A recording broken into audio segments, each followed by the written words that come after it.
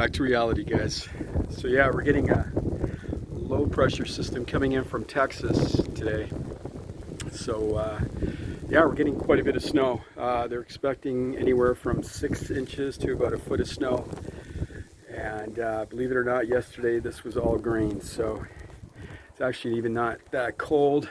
The current temperature is minus 1.2 Celsius. So about 30 degrees Fahrenheit, but yeah, it's cold enough so that we get the snow here. But anyways, this is reality, and palms are all cozied up, so hopefully the stuff will melt soon. But just wanted to show all you guys who don't get snow in your regions, wherever you are in the world, what we have to put up with here in our Canadian winters here. And we're in southern Ontario here, by the way, if anybody's wondering, Canada.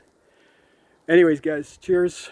Have a great week and be safe. We'll talk soon. Take care.